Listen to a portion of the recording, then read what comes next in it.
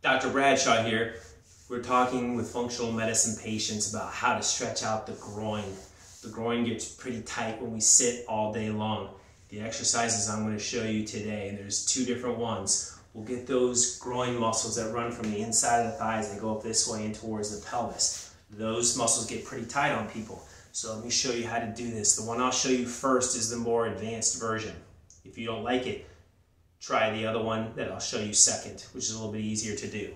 First one, you're going to stand near a wall so that legs are spread pretty wide apart like this. And I'll lower this down just a little bit so you can see it better. My feet on the floor. Here we go. So, just like this, you're going to bend one knee. It doesn't matter which one. So I'm going to start with this knee bending.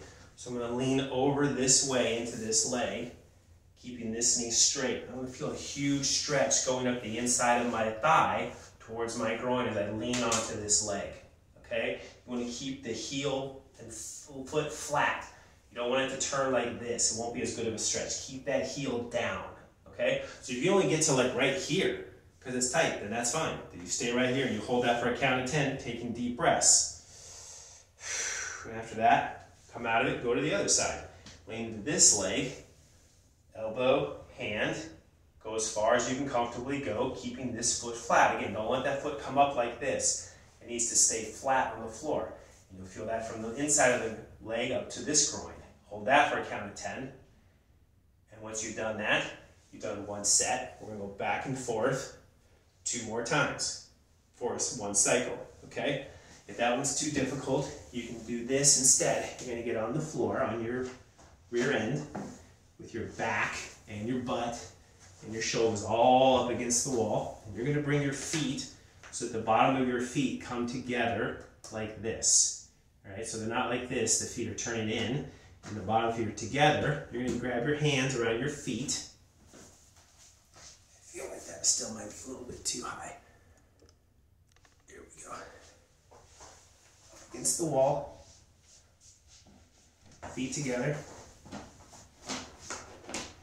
Grab your toes with your hands and you're going to pull in towards your groin. So you get your feet as far as you can. And the elbows you see right here, you can place them on your knees as you pull in and push down and out with your knees into your thighs. So your knees will be going down this way as you pull the feet in this way.